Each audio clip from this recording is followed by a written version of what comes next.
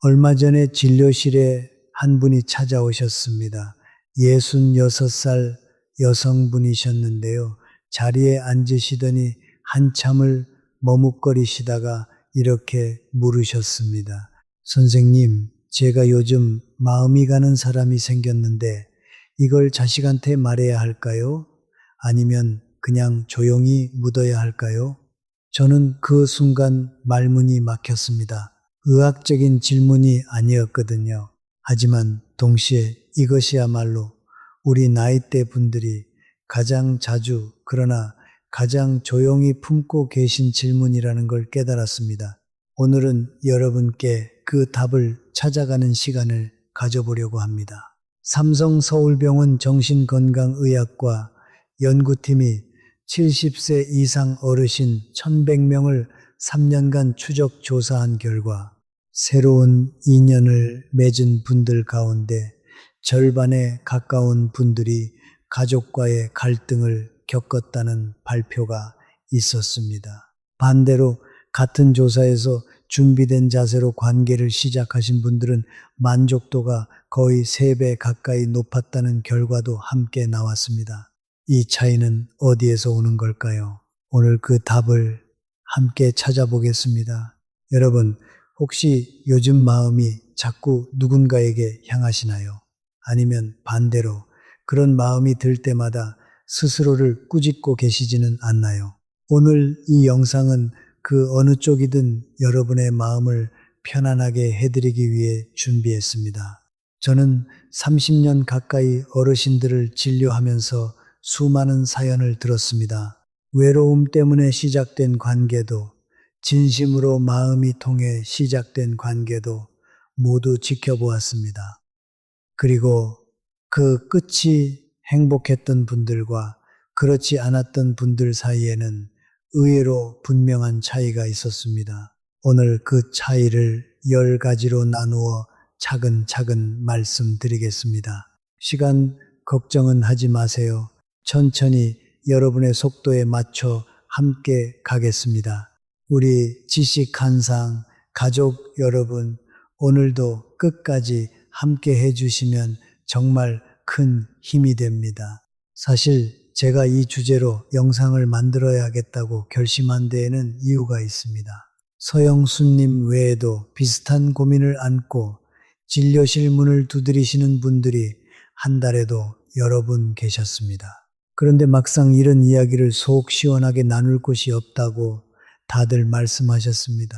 친구에게 말하자니 소문이 날까 걱정되고 자식에게 말하자니 걱정을 끼칠까 망설여지고 그렇다고 혼자 끙끙 앓자니 마음이 무겁고요.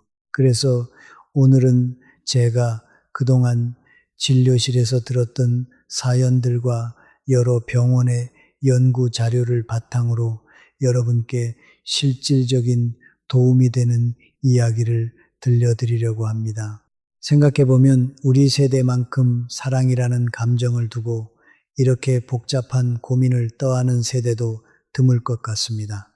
젊을 때는 부모님 눈치를 보며 연애했고 결혼 후에는 자식들 키우느라 정신없이 살았고 이제 와서는 또 자식들 눈치를 보며 새로운 마음을 숨기고 계십니다.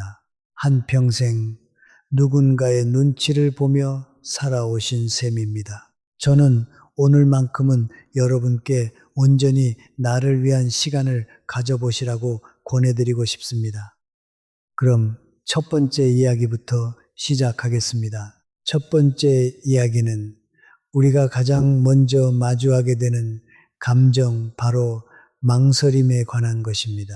많은 분들이 새로운 마음이 생기면 가장 먼저 죄책감을 느끼십니다. 돌아가신 배우자에게 미안하고 자식들 보기에 부끄럽고 이웃 눈치까지 보입니다. 서영수 님이라는 분이 계셨습니다. 천안에 사시는 66살 어르신이셨는데요. 10년 전 남편을 먼저 보내고 혼자 지내오셨습니다. 처음 몇 년은 정말 힘드셨다고 합니다. 집안이 텅 빈 것 같고 식탁에 혼자 앉아 밥을 먹는 일이 그렇게 서럽더라고 말씀하셨습니다. 그러던 중 같은 동네 경로당에서 알게 된 분과 자연스럽게 가까워지셨습니다. 처음에는 그냥 차 한잔 나누는 사이였는데 몇 달이 지나자 서로의 안부를 묻는 것이 일상이 되었다고 합니다. 소영수님은 제게 이렇게 말씀하셨습니다.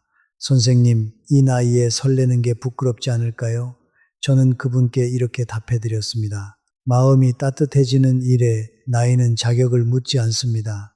삼성서울병원 노년정신건강센터 자료에 따르면 60 이후 새로운 관계에서 느끼는 설렘은 뇌의 보상 회로를 자극해 우울감을 거의 40% 가까이 낮춰주는 효과가 있다고 합니다. 다시 말해, 여러분이 느끼는 그 설렘은 병이 아니라 오히려 마음의 회복 신호라는 뜻입니다. 연구진은 또한 이런 긍정적인 감정이 수면의 질을 높이고 식욕을 회복시키는 데에도 도움이 된다고 밝혔습니다. 몸과 마음은 따로 떨어져 있지 않습니다. 마음이 편안해지면 몸도 함께 편안해집니다. 조금 더 풀어서 설명드리면 우리 뇌는 나이가 들어도 새로운 자극에 반응하는 능력을 잃지 않습니다. 마치 오래된 정원에도 봄이 오면 새싹이 돋아나듯 마음에도 다시 봄이 찾아올 수 있다는 뜻입니다. 연구진은 이를 두고 정서적 회복 탄력성이라고 표현했는데요. 쉽게 말해 마음이 다시 따뜻해질 수 있는 힘이라고 이해하시면 됩니다. 실제로 소영수님은 그 사람을 만나기 시작한 뒤로 식사량도 늘고 혈색도 좋아지셨다고 주변 분들이 입을 모아 말씀하셨습니다. 그런데도 우리는 왜 이렇게까지 스스로를 검열하게 될까요? 그 이유는 우리 세대가 자라온 환경에 있습니다. 우리 세대는 자식을 키우느라 내 마음을 뒤로 미루며 살아왔습니다. 가난한 시절에는 밥 한 끼를 챙기는 것이 가장 큰 일이었고 자식 교육을 위해서라면 내 몸이 부서지는 줄도 모르고 일했던 세월이었습니다. 그래서 이제 와서 나를 위한 감정을 갖는 일이 낯설고 때로는 사치스럽게 느껴지기까지 합니다. 하지만 여러분, 이제는 우리 차례입니다. 평생 가족을 위해 헌신해 오신 여러분이 이제 와서 작은 행복 하나 누리는 게 무슨 잘못이겠습니까? 그동안 정말 고생 많으셨습니다. 이제는 자신을 다독여 줄 차례입니다. 다만 여기서 제가 꼭 강조하고 싶은 것이 있습니다. 감정을 느끼는 것과 그 감정에 무작정 끌려가는 것은 다릅니다. 첫 번째로 점검하실 것은 바로 이 질문입니다. 지금 이 마음이 단순한 외로움에서 비롯된 것인지 아니면 진짜로 그 사람 자체에 끌리는 것인지 구분하는 일입니다. 구분하는 방법은 의외로 간단합니다. 그 사람과 함께 있을 때 마음이 편안해지는지 아니면 그 사람이 없을 때의 빈자리가 더 크게 느껴지는지 생각해 보세요. 전자라면 진짜 인연일 가능성이 높고 후자라면 단순한 외로움의 또 다른 얼굴일 수 있습니다. 서영수님의 경우 그분과 함께 있을 때 오히려 마음이 차분해지고 잠도 잘 주무신다고 하셨습니다. 그래서 저는 안심하고 응원해 드렸습니다. 여러분도 한번 가만히 떠올려 보세요. 그 사람을 생각할 때 마음이 따뜻해지시나요? 아니면 불안해지시나요? 이 질문 하나만으로도 많은 것이 정리됩니다. 그리고 한 가지 더 말씀드리고 싶은 게 있는데요. 이건 제가 환자분들께 항상 드리는 말씀입니다. 마음이 헷갈릴 때는 일주일 정도 그 사람을 만나지 않고 지내보세요. 그 일주일이 편안하면 외로움이고 그 일주일이 견디기 힘들면 진짜 마음일 가능성이 높습니다. 이 방법을 실제로 시도해 보신 한 어르신은 이렇게 말씀하셨습니다. 처음 사흘은 좀 허전했는데 나흘째부터는 오히려 제 일상이 다시 눈에 들어오더라고요. 텃밭도 가꾸고 손주랑 통화도 하고요. 그런데 그분은 그 사람이 갑자기 안 보고 싶어진 게 아니라 제 삶이 그 사람 하나로만 채워져 있지 않다는 걸 깨달았다고 하셨습니다. 오히려 그 뒤로 마음이 더 편안해지셨다고 합니다. 이처럼 잠깐의 거리두기는 관계를 끝내기 위함이 아니라 내 마음을 더 정확히 들여다보기 위한 시간입니다. 여기서 한 가지 더 말씀드리고 싶습니다. 망설임이라는 감정 자체를 너무 적으로 여기지 마세요. 망설임은 여러분이 신중하다는 증거이지 용기가 없다는 증거가 아닙니다. 젊을 때는 앞뒤 재지 않고 사랑에 뛰어들 수 있었지만 이제는 다릅니다.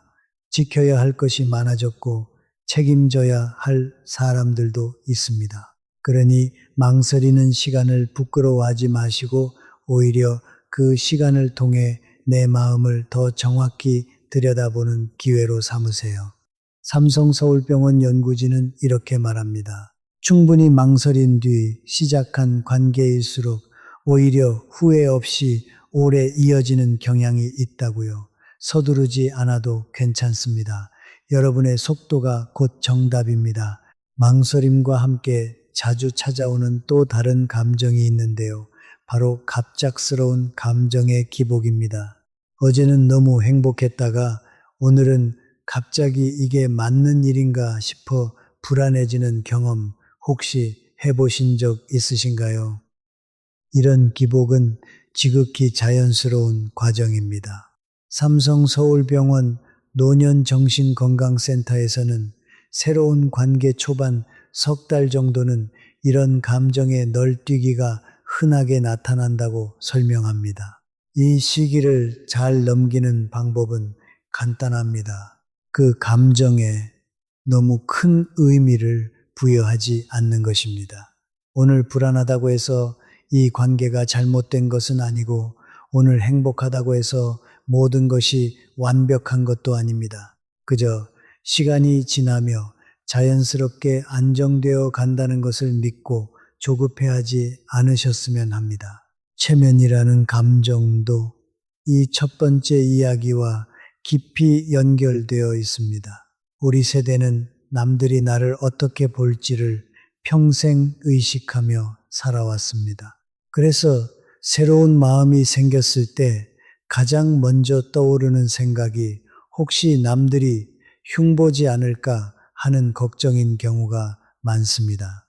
하지만 한번 거꾸로 생각해 보세요.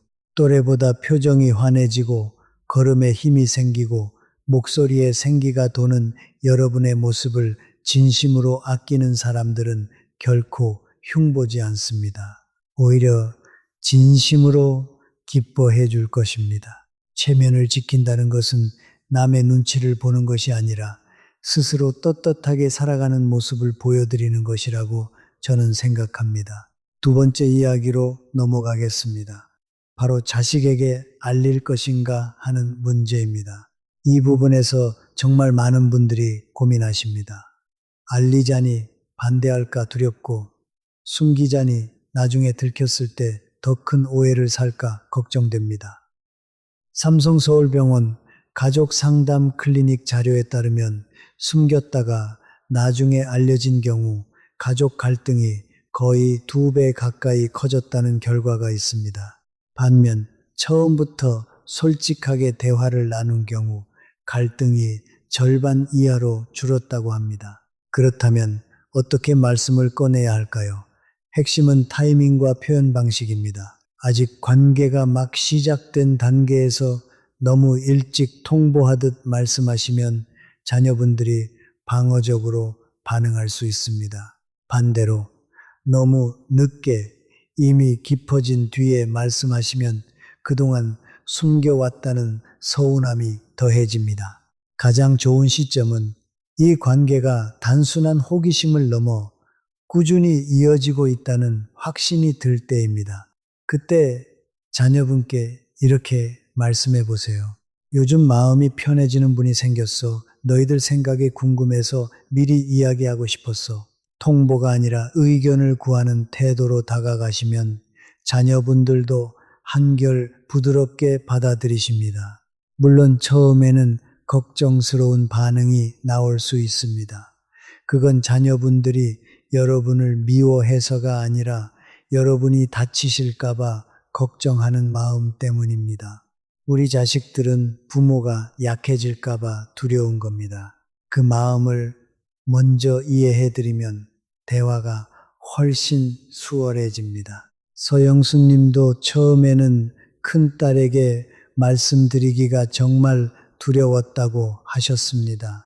하지만 용기를 내어 차분히 이야기를 나누셨더니 의외로 딸이 이렇게 말했다고 합니다. 엄마, 나는 엄마가 행복했으면 좋겠어. 다만 그분이 어떤 분인지 한번 뵙고 싶어.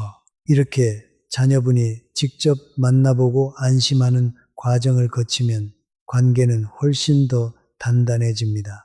여기서 한 가지 팁을 더 드리자면 자녀분께 말씀드릴 때는 혼자보다 둘이 함께 자연스러운 자리에서 식사를 하며 이야기 나누시는 것을 추천드립니다. 딱딱하게 앉혀놓고 통보하는 분위기보다 편안한 자리에서 천천히 풀어가는 대화가 훨씬 효과적입니다. 고려대학교 병원 가족치료센터 연구에 따르면 이런 비공식적인 자리에서 대화를 나눈 경우 가족의 수용도가 거의 2배 가까이 높아졌다고 합니다. 여기서 잠깐 여러분께 묻고 싶습니다. 혹시 자녀분께 말씀드리는 게 두려워서 아예 만남 자체를 망설이고 계시지는 않나요? 아니면 이미 만남은 시작했는데 언제 말씀드려야 할지 타이밍만 고민하고 계신가요?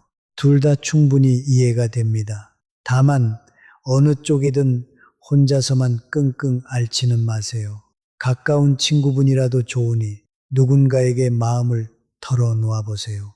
누군가에게 혼자 짊어진 고민은 더 무겁게 느껴지는 법입니다. 자녀가 한 명이 아니라 여러 명일 경우에는 각자의 반응이 다를 수 있다는 점도 미리 알아두시면 좋습니다. 큰 자녀는 비교적 담담하게 받아들이는데 막내는 유독 예민하게 반응하는 경우가 많습니다.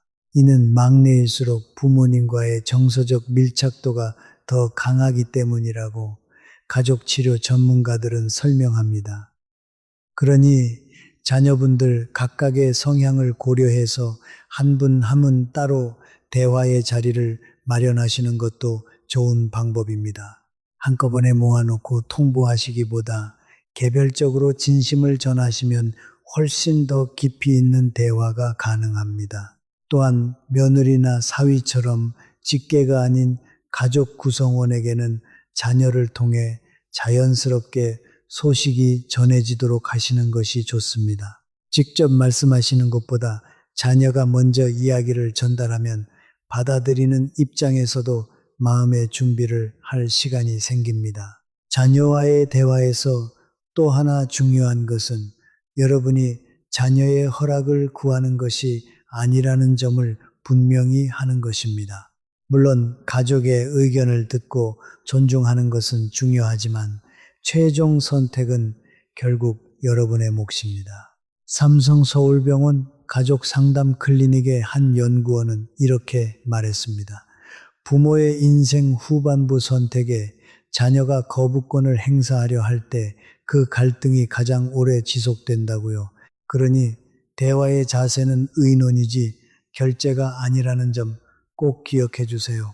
만약 자녀분이 처음에 강하게 반대하시더라도 너무 낙담하지 마세요. 고려대학교 병원 자료에 따르면 처음 반대했던 자녀 가운데 60% 이상이 부모님의 행복한 모습을 직접 본 뒤에는 마음을 바꾸었다고 합니다. 시간이 약이 되는 경우가 많습니다. 조급해하지 마시고 여러분의 일상이 정말 편안해지고 행복해지는 모습을 자연스럽게 보여주시는 것, 그것이 가장 좋은 설득입니다.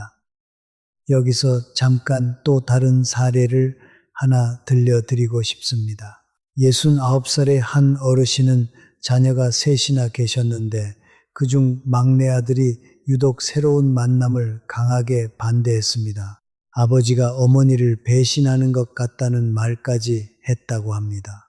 그 어르신은 처음에는 너무 속상해서 만남을 그만둘까도 생각하셨다고 합니다. 하지만 차분히 시간을 두고 막내 아들에게 어머니에 대한 그리움은 평생 변하지 않을 거라고, 다만 남은 인생을 혼자 외롭게 보내고 싶지 않다고 진심을 담아 말씀하셨습니다.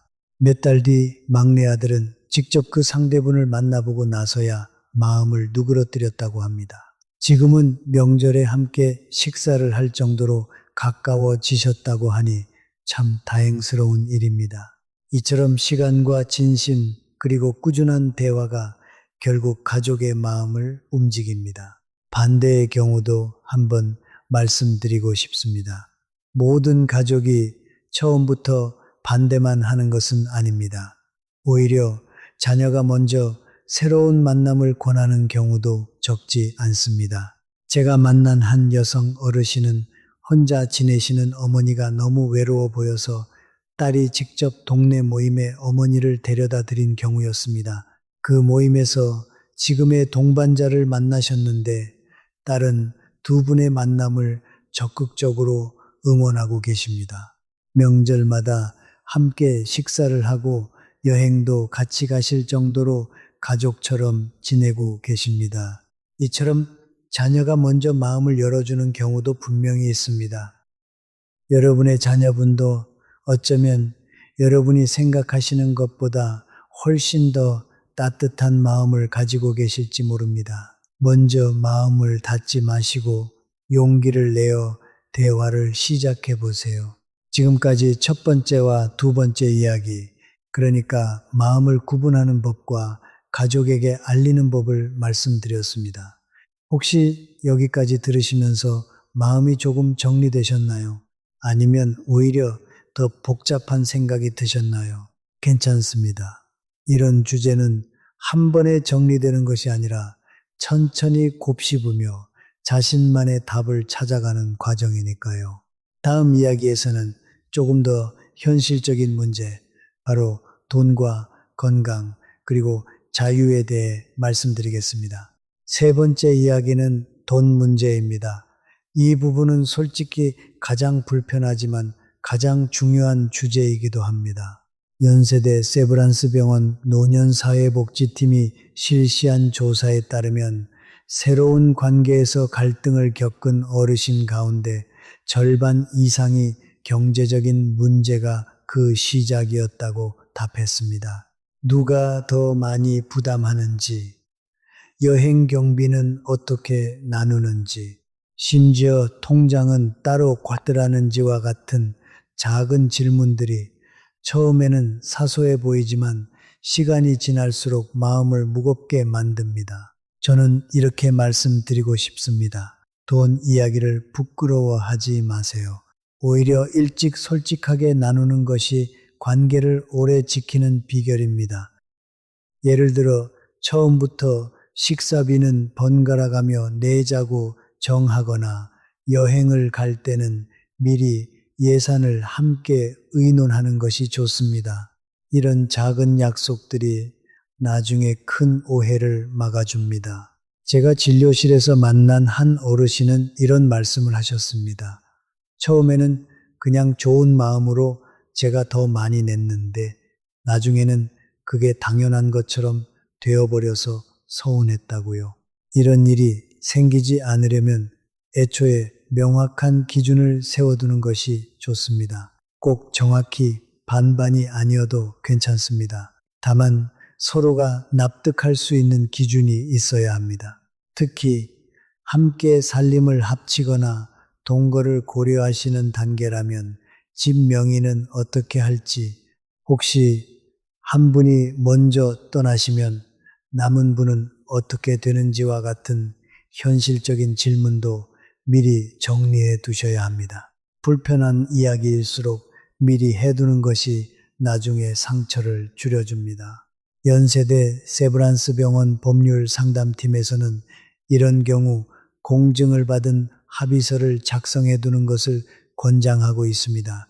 거창할 필요는 없습니다. 간단하게라도 서로의 뜻을 문서로 남겨두면 나중에 자녀분들 사이의 오해도 줄일 수 있습니다. 우리 세대는 돈 이야기를 꺼리는 문화 속에서 자랐지만 이제는 우리 자신을 지키기 위해서라도 용기를 내야 할 때입니다. 돈 문제를 투명하게 다루는 관계일수록 오히려 더 오래, 더 편안하게 이어진다는 것을 수많은 사례를 통해 확인했습니다. 여기서 한 가지 더 말씀드리고 싶은 것이 있습니다.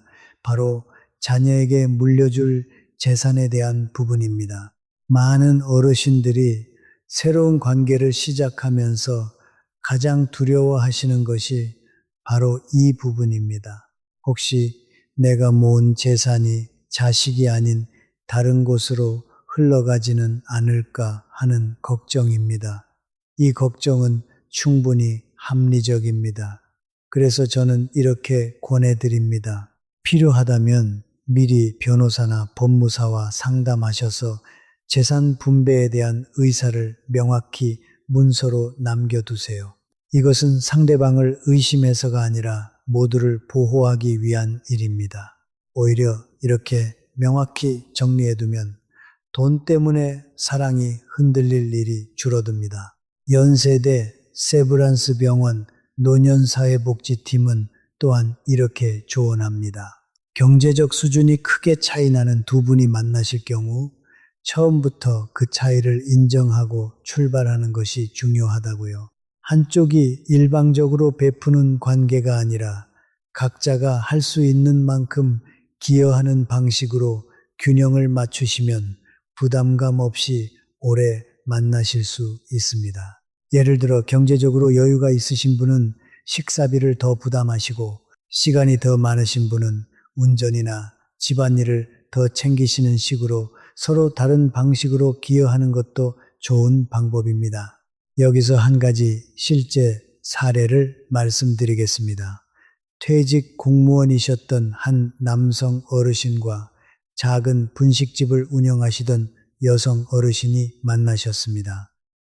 처음에는 경제적 차이 때문에 서로 조심스러워 하셨다고 합니다. 남성분은 연금이 넉넉하셨고 여성분은 매일 가게 일로 바쁘셨거든요. 그런데 두 분은 솔직하게 대화를 나누신 뒤 남성분이 외식비를 더 부담하시고 여성분은 직접 만든 반찬을 가져다 주시는 방식으로 자연스럽게 균형을 맞추셨습니다. 돈이 아니라 마음으로 주고받는 관계가 되신 것이죠. 지금까지 5년 가까이 그렇게 편안하게 만남을 이어오고 계십니다.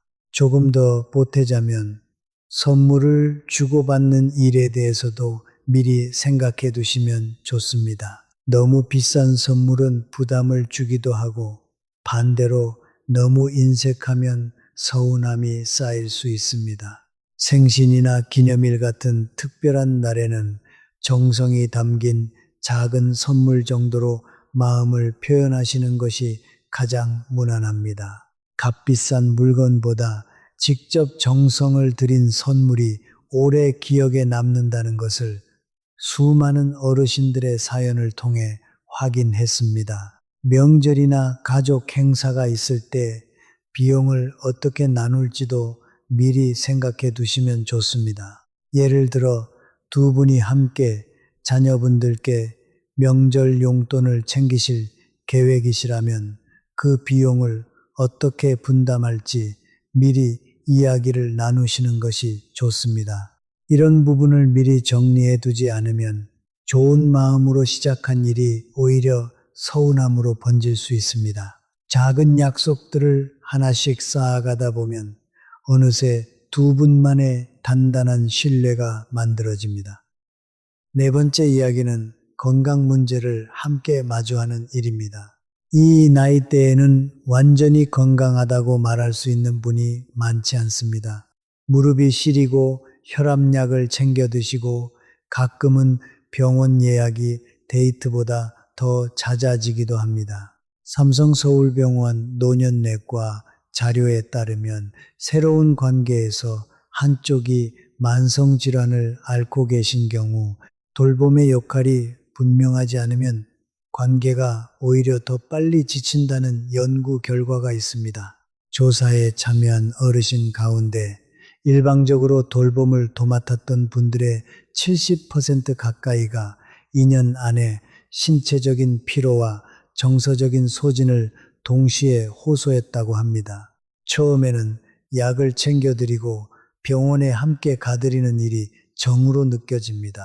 하지만 그것이 반복되고 일방적으로 굳어지면 돌보는 사람은 지치고 돌봄을 받는 사람은 미안함에 위축됩니다. 그래서 저는 이렇게 권해드립니다. 서로의 건강 상태를 처음부터 솔직하게 나누고 각자 할 수 있는 만큼만 도와주기로 약속하세요.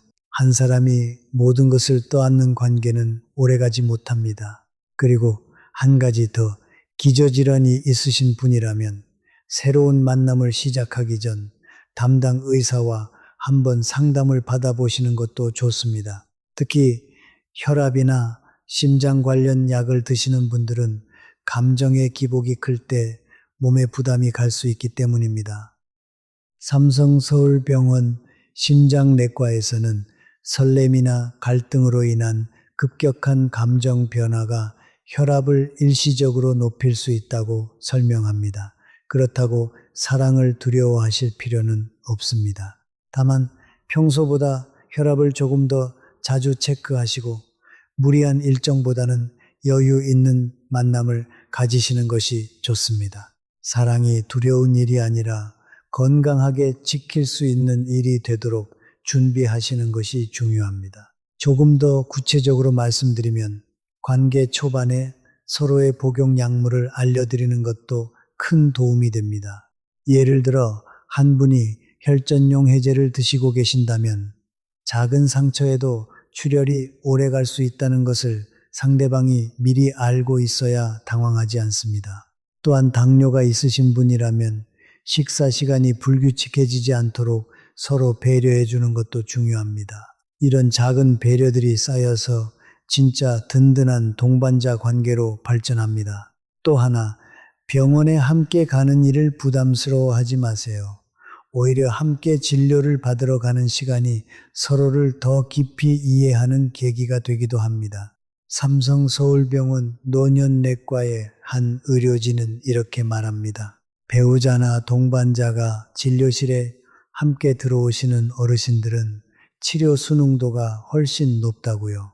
다만 앞서 말씀드렸듯 이것이 한쪽에 일방적인 부담이 되지 않도록 번갈아가며 챙겨주시는 균형이 필요합니다. 운동도 함께 하시면 좋습니다. 매일 저녁 가벼운 산책을 함께 하시는 것만으로도 관계의 친밀감과 신체 건강이라는 두 가지를 동시에 챙기실 수 있습니다.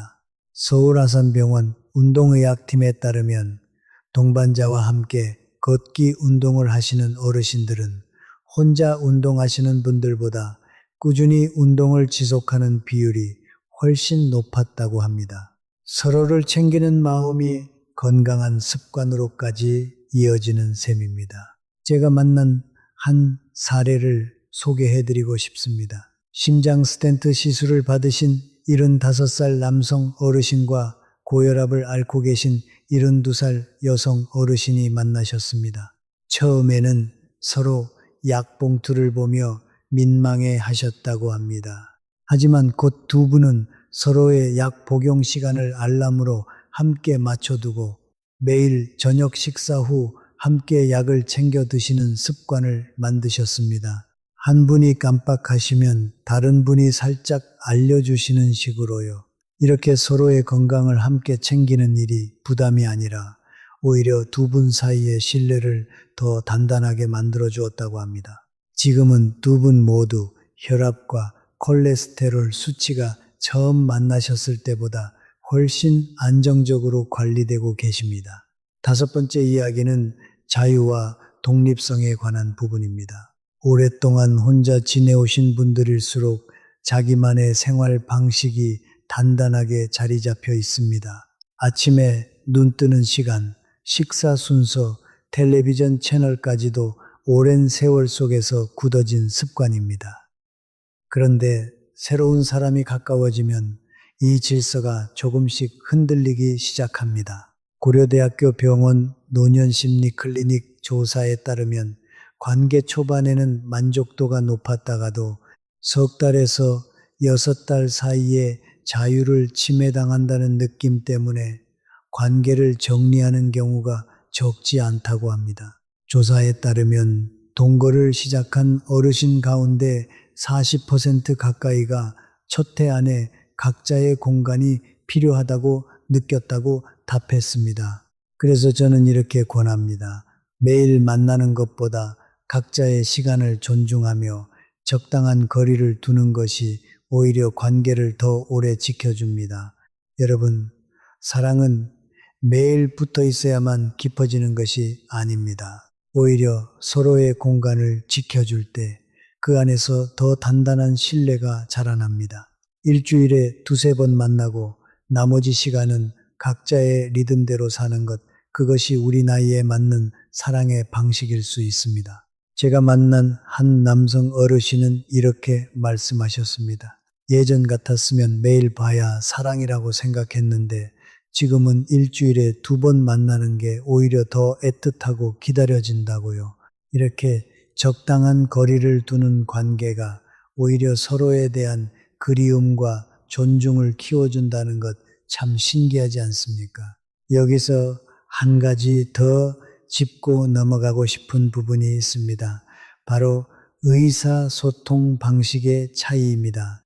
오랜 세월 혼자 지내오신 분들은 자기만의 표현 방식이 굳어져 있는 경우가 많습니다.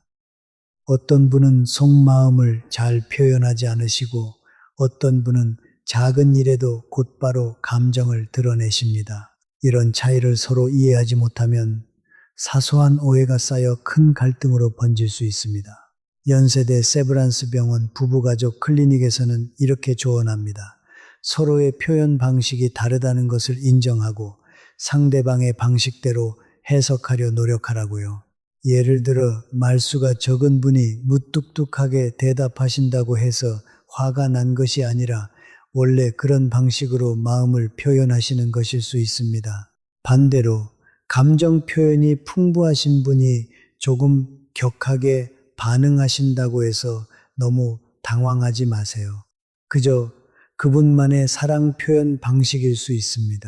이 5번째 이야기를 마무리하면서 한 가지 실천 방법을 더 알려드리고 싶습니다. 바로 각자의 집을 그대로 유지하면서 정기적으로 만나는 방식입니다. 이를 따로 또 같이 사는 방식이라고 부르기도 하는데요. 요즘은 이런 형태를 선택하시는 어르신들이 점점 늘고 있습니다. 서울아산병원 노년사회연구팀에 따르면 이런 방식을 선택하신 분들의 관계 지속 기간이 완전히 합가하신 분들보다 평균 1년 가까이 더 길었다고 합니다. 꼭 한 집에서 살아야만 진짜 사랑인 것은 아닙니다. 여러분에게 가장 편안한 방식을 찾으시는 것이 가장 중요합니다. 함께 보내는 시간을 어떻게 채우실지도 한번 생각해 보시면 좋겠습니다. 꼭 거창한 데이트가 아니어도 괜찮습니다. 함께 시장에 가서 장을 보거나 텃밭을 가꾸거나 좋아하는 드라마를 함께 보는 것만으로도 충분합니다. 오히려 너무 자주 특별한 이벤트를 만들려고 하시면 서로 부담을 느끼게 될 수 있습니다. 평범한 일상을 함께 나누는 것, 그것이야말로 가장 깊은 친밀감을 만들어줍니다. 서영수 님도 그 사람과 함께 매주 한 번씩 장을 보러 가는 것이 가장 큰 행복이라고 말씀하셨습니다. 또 한 가지, 함께 새로운 것을 배워보시는 것도 추천드립니다. 복지관이나 평생교육원에서 운영하는 수업을 함께 들으시면 공통의 화제도 생기고 서로를 응원하는 시간도 가질 수 있습니다. 실제로 함께 한글, 서예나 스마트폰 활용법을 배우신 어르신 커플들의 만족도가 굉장히 높았다는 조사 결과도 있습니다. 이렇게 함께 무언가를 배우고 성장하는 경험은 관계를 더욱 단단하게 만들어주는 좋은 재료가 됩니다. 만약 두 분이 서로 다른 지역에 사신다면 어떻게 해야 할까요? 요즘은 자녀들이 흩어져 사는 경우가 많아 부모님들도 서로 다른 도시에 사시다가 인연을 맺으시는 경우가 종종 있습니다. 이런 경우 무리하게 한쪽이 갑자기 이사를 결정하시기보다 먼저 정기적으로 오가며 서로의 생활 터전을 충분히 경험해 보시는 것을 권해드립니다. 천안에 사시는 서영수 님도 한때 동반자분이 다른 지역으로 이사를 권유했을 때 신중하게 시간을 두고 결정하셨다고 합니다. 익숙한 동네, 오랜 이웃, 다니던 병원을 떠나는 일은 결코 작은 결정이 아니기 때문입니다. 서두르지 마시고 충분히 두 분 모두에게 맞는 방법을 찾아가시길 바랍니다. 여기까지 세 번째, 네 번째, 다섯 번째 이야기를 말씀드렸습니다. 돈, 건강, 그리고 자유라는 세 가지 현실적인 주제였는데요. 혹시 듣다 보니 너무 현실적이고 차갑게 느껴지셨을까 걱정이 되기도 합니다. 하지만 여러분, 진짜 사랑은 이런 현실적인 문제들을 함께 풀어나갈 수 있을 때 비로소 깊어집니다. 낭만만으로는 오래 갈 수 없는 것이 우리 나이의 사랑입니다. 다음 이야기에서는 다시 마음의 영역으로 돌아가서 주변의 시선과 외로움에 대해 말씀드리겠습니다. 여섯 번째 이야기는 주변의 시선을 어떻게 다룰 것인가입니다. 이웃과 친구들의 말은 생각보다 마음에 깊이 박힙니다. 처음에는 농담처럼 응원하던 친구들도 관계가 깊어지면 갑자기 걱정 섞인 말을 던지기 시작합니다. 이 나이에 뭐 그렇게까지 하느냐는 말부터 혹시 재산 때문은 아니냐는 의심 섞인 말까지 들려올 수 있습니다. 서울대학교 병원 정신건강의학과 연구팀의 조사에 따르면 주변의 부정적인 시선을 강하게 의식한 어르신일수록 관계 만족도가 거의 절반 가까이 떨어졌다고 합니다. 반대로 그 시선을 적당히 흘려보낼 줄 아는 분들은 오히려 관계가 더 안정적으로 이어졌습니다. 연구진은 이를 사회적 압박에 대한 회복 탄력성이라고 표현했는데요. 쉽게 말해 남의 말에 흔들리지 않는 마음의 힘이 강할수록 관계의 질도 함께 좋아진다는 뜻입니다. 저는 이렇게 말씀드리고 싶습니다. 모든 사람을 설득할 필요는 없습니다. 여러분의 삶을 대신 살아줄 사람은 아무도 없습니다. 가까운 가족과 정말 소중한 친구 몇 분에게만 솔직하게 말씀드리고 나머지 말들은 그저 바람처럼 흘려보내세요. 사랑은 원래 당당할 때 더 따뜻해지는 법입니다. 체면을 중시하는 우리 문화 속에서 남들 눈에 어떻게 비칠지 신경 쓰는 것은 어쩌면 당연한 일입니다. 하지만 한번 생각해 보세요. 또래보다 표정이 밝아지고 걸음걸이가 가벼워지고 웃음이 늘어난 여러분의 모습을 본 이웃들은 결국 부러워하게 될 것입니다. 당당하게 지내시는 것, 그것이 가장 좋은 답입니다. 제가 만난 한 어르신은 처음 동네에 소문이 돌았을 때 정말 괴로워하셨다고 합니다. 한동안 외출도 꺼리시고 시장도 새벽 일찍 다녀오시며 사람들을 피하셨다고요. 하지만 시간이 지나면서 깨달으신 게 있다고 하셨습니다. 정작 그 소문을 퍼뜨리던 사람들은 제 인생에 아무런 책임도 지지 않는다는 것을요. 그 뒤로는 당당하게 다니기 시작하셨고 오히려 몇몇 이웃분들은 나중에 부럽다는 말씀까지 하셨다고 합니다. 여러분, 타인의 시선이라는 것은 결국 바람과 같습니다. 붙잡으려 하면 더 무거워지고 흘려보내면 가벼워집니다. 서울대학교 병원 연구팀은 이런 시선의 압박을 이겨내는데 도움이 되는 한 가지 방법을 제시했습니다. 바로 같은 처지의 사람들과 모임을 만드는 것입니다. 비슷한 시기에 새로운 인연을 시작하신 어르신들끼리 정기적으로 만나 이야기를 나누시면 나만 이런 고민을 하는 게 아니라는 사실에서 큰 위안을 얻으실 수 있습니다. 실제로 몇몇 복지관에서는 이런 모임을 따로 운영하고 있는데요. 참여하신 분들의 만족도가 굉장히 높다고 합니다. 혼자 견디지 마시고 비슷한 마음을 가진 분들과 함께 나누어 보세요. 구체적으로 누군가 무례한 질문을 던질 때 어떻게 대답하면 좋을지도 한번 생각해 볼까요? 예를 들어, 누가 이 나이에 무슨 연애냐고 물으신다면 웃으면서 이렇게 답해 보세요. 나이는 숫자일 뿐이지요. 저는 지금이 참 행복합니다. 이렇게 가볍게 그러나 당당하게 받아 넘기시면 상대방도 더 이상 캐묻지 못합니다. 반대로 정색하며 방어적으로 반응하시면 오히려 상대방은 더 흥미를 갖고 캐물으려 들 수 있습니다. 가볍게 웃어 넘기는 여유, 그것이 가장 강력한 방패입니다. 6번째 이야기를 마치기 전에 한 가지 꼭 당부드리고 싶은 것이 있습니다. 바로 안전에 관한 부분입니다. 요즘은 온라인을 통해 새로운 인연을 만나시는 어르신들도 점점 늘고 있는데요. 이 과정에서 안타까운 일을 당하시는 분들도 적지 않습니다. 경찰청 자료에 따르면 최근 몇 년 사이 노년층을 대상으로 한 애정 사기 피해가 빠르게 늘고 있다고 합니다. 특히 온라인에서 알게 된 뒤 만나기도 전에 돈을 빌려달라고 하거나 투자를 권유하는 경우는 거의 100%에 가까운 확률로 사기라고 보셔도 됩니다.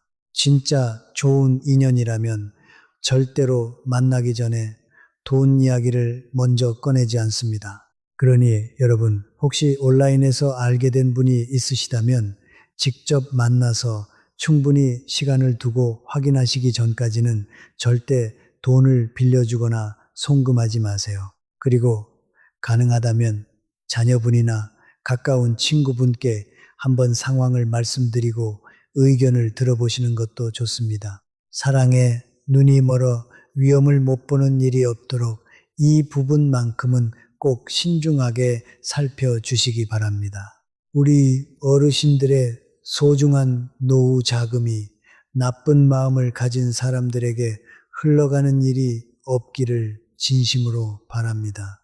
7번째 이야기는 외로움과 사랑을 혼동하지 않는 법입니다. 이 부분은 정말 신중하게 말씀드려야 할 부분입니다. 저녁이 길어지고 말소리가 줄어드는 시간, 우리는 누구나 곁에 누군가 있었으면 하는 마음이 듭니다.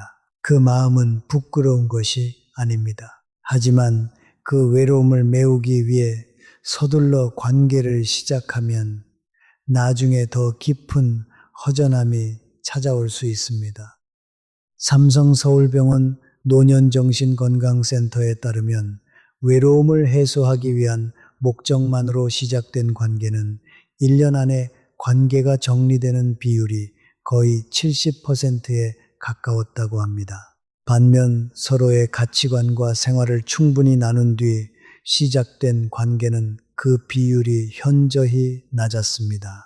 연구진은 이 차이를 이렇게 설명했습니다. 외로움을 메우려는 관계는 상대방이 누구인지보다 곁에 있다는 사실 자체에 의존하게 되는데, 그러다 보면 작은 갈등에도 쉽게 흔들린다는 것입니다. 그렇다고 외로움을 무조건 참으라는 말씀이 아닙니다.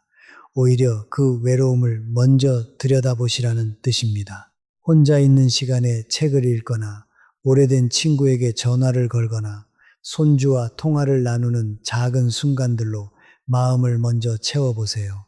그렇게 스스로 단단해진 다음에 시작하는 관계는 훨씬 더 건강하게 이어집니다. 여러분, 혹시 지금 누군가를 만나고 계신다면 한번 솔직하게 자신에게 물어보세요. 이 사람이 없으면 견딜 수 없어서 만나고 있나요?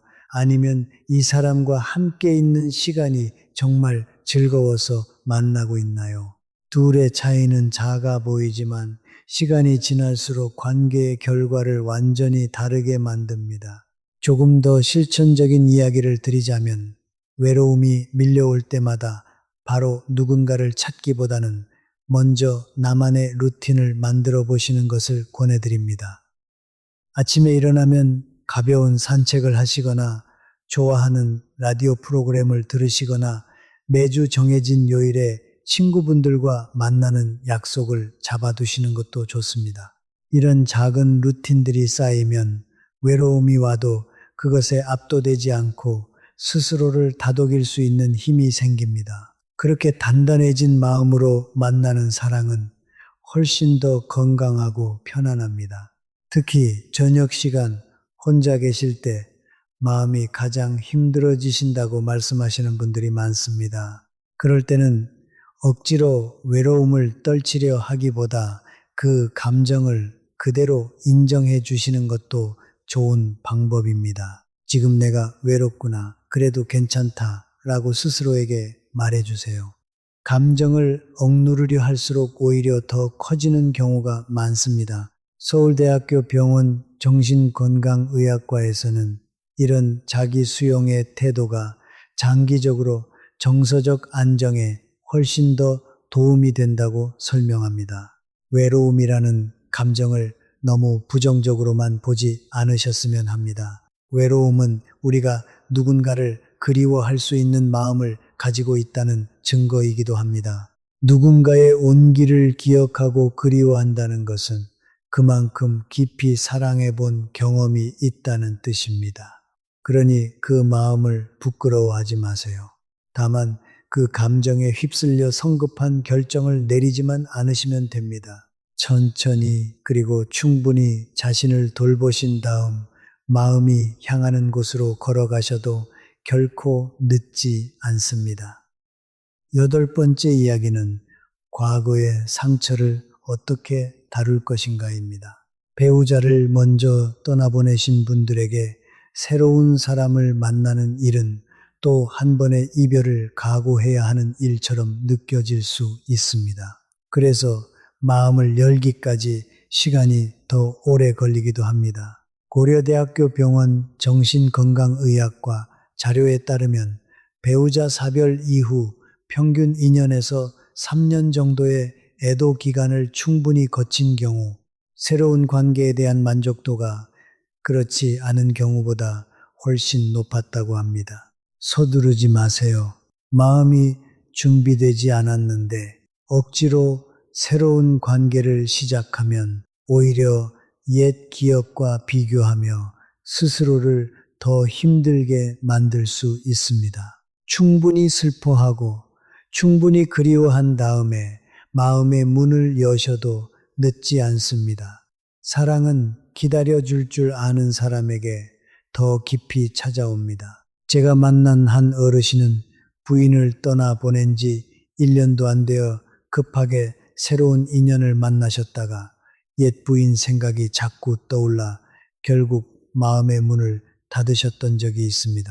몇 년이 지나 충분히 애도의 시간을 가지신 뒤 다시 천천히 새로운 인연을 만나셨을 때는 훨씬 더 편안하게 받아들이실 수 있었다고 합니다. 슬픔에는 정해진 시간표가 없습니다. 여러분만의 속도를 존중해 주세요.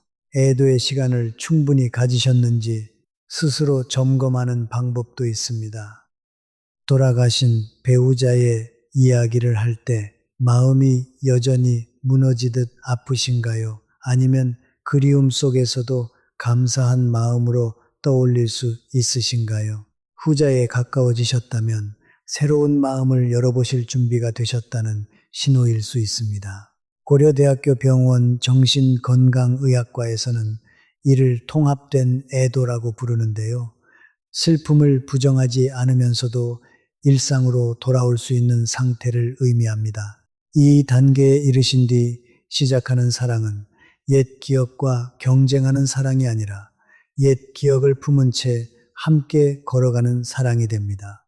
이와 더불어 새로운 분을 만나실 때 배우자에 대한 기억을 완전히 지우려 하지 않으셔도 괜찮다는 것도 말씀드리고 싶습니다. 새로운 인연이 옛 배우자를 대신하는 것이 아니라 여러분의 삶에 또 다른 색을 더해주는 것이라고 생각하시면 마음이 한결 편안해집니다. 실제로 많이 성숙하게 관계를 이어가시는 어르신들은 새로운 동반자에게 돌아가신 배우자의 기일을 함께 챙겨달라고 부탁드리기도 합니다. 이런 모습을 보면서 저는 진짜 성숙한 사랑이란 과거를 지우는 것이 아니라 과거를 함께 존중해 주는 것이라는 생각을 하게 됩니다. 여기까지 6번째, 7번째, 8번째 이야기를 통해 주변, 시선, 외로움, 그리고 과거의 상처에 대해 말씀드렸습니다. 이제 마지막 2가지 이야기만 남았습니다. 조금만 더 함께 해주세요. 다음으로는 관계 안에서도 나 자신을 잃지 않는 법, 그리고 모든 이야기를 관통하는 가장 중요한 기준에 대해 말씀드리겠습니다.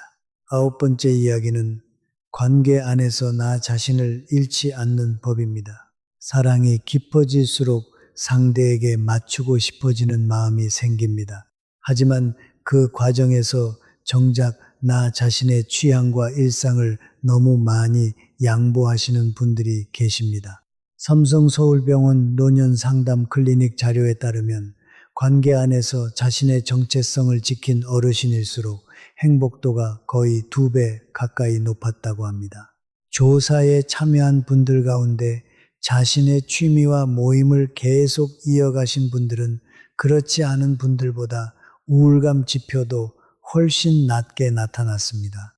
여러분, 사랑은 나를 지우는 일이 아니라 나를 더 풍요롭게 만드는 일이어야 합니다. 좋아하던 취미는 계속 이어가시고 친했던 친구들과의 만남도 줄이지 마세요. 상대방을 사랑하는 만큼 여러분 자신도 소중히 여겨주세요. 그래야 그 사랑이 오래갑니다. 제가 만난 한 어르신은 합창단 활동을 정말 좋아하셨는데 새로운 분을 만나면서 점점 모임에 나가는 횟수가 줄어들었습니다. 몇 달이 지나자 마음 한구석이 허전해지셨다고 합니다. 그래서 저는 그분께 이렇게 권해드렸습니다. 다시 합창단에 나가보시라고, 그리고 그 시간만큼은 온전히 자신을 위해 쓰시라고요. 다시 노래를 시작하신 뒤 오히려 그 관계도 더 편안해지셨다고 말씀하셨습니다. 내가 행복해야 그 행복이 관계에도 스며듭니다. 이것은 비단 취미 활동에만 해당하는 이야기가 아닙니다. 친구 관계도 마찬가지입니다. 새로운 사람이 생겼다고 해서 오랜 친구들과의 만남을 줄이시면 나중에 그 관계가 흔들렸을 때 의지할 곳이 사라질 수 있습니다. 서울아산병원 노년정신건강팀은 이렇게 조언합니다. 새로운 관계와 기존의 인간관계는 경쟁 관계가 아니라 보완 관계여야 한다고요.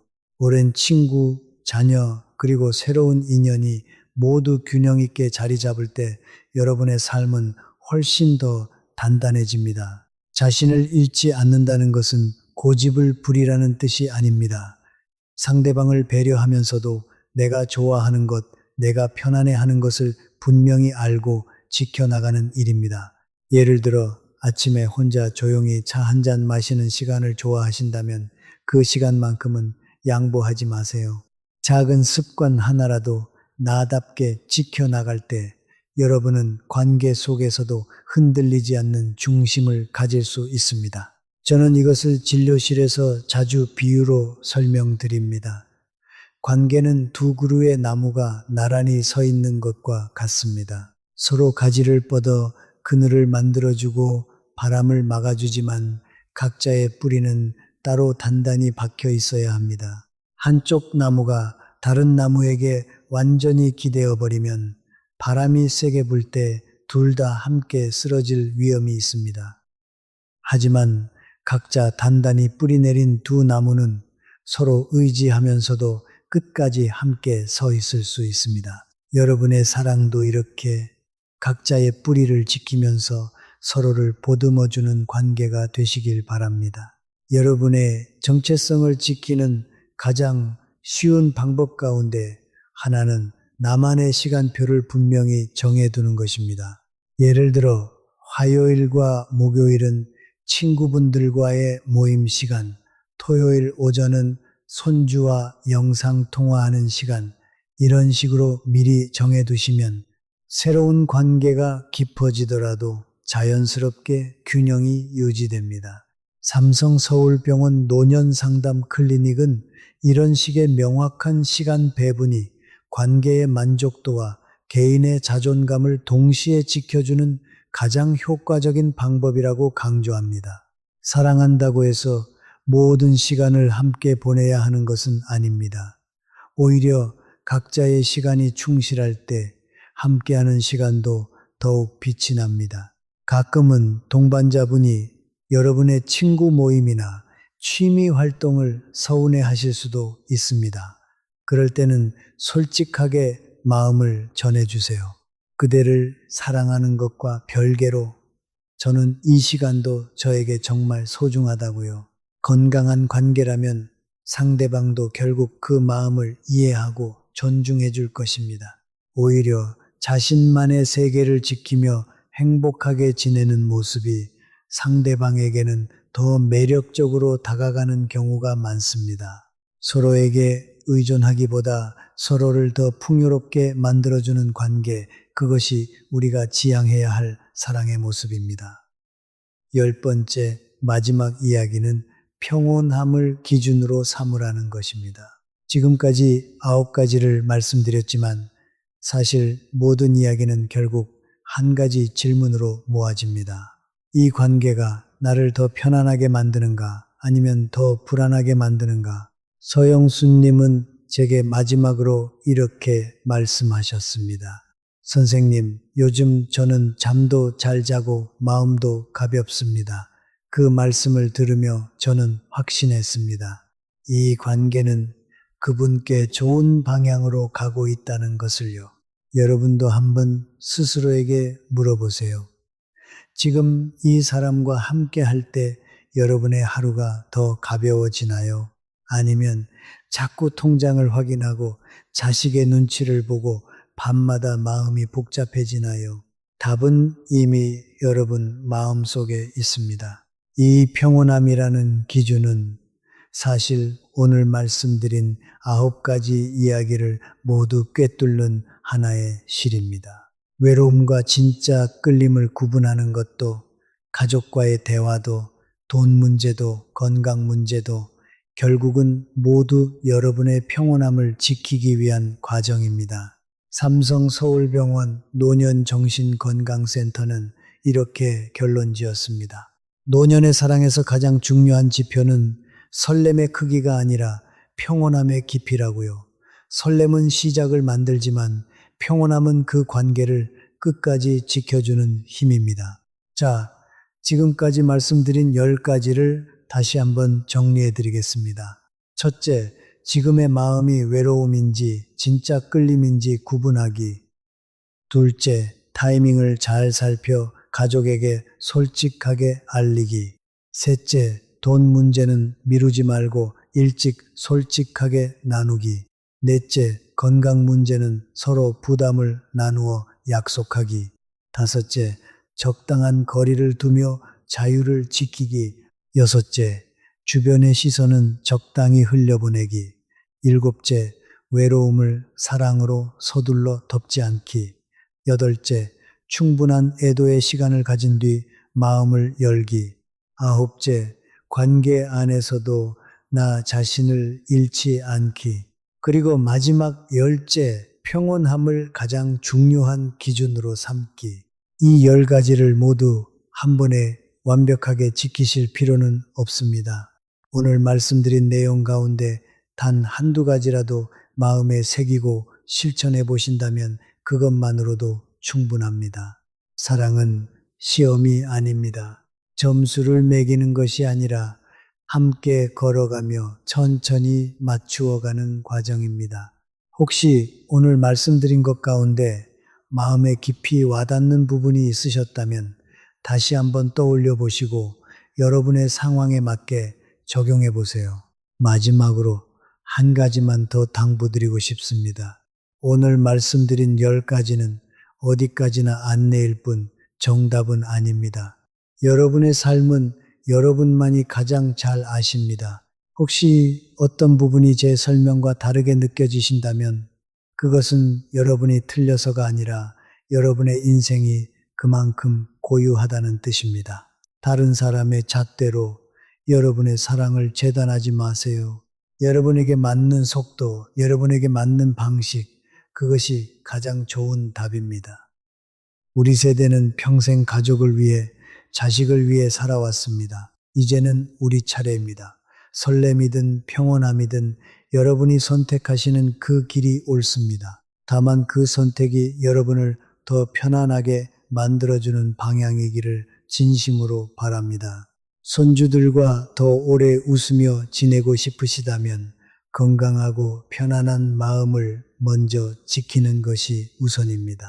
사랑이 찾아온다면 두려워하지 마시고 따뜻하게 맞이하시되 언제나 여러분의 평온을 먼저 살펴주세요.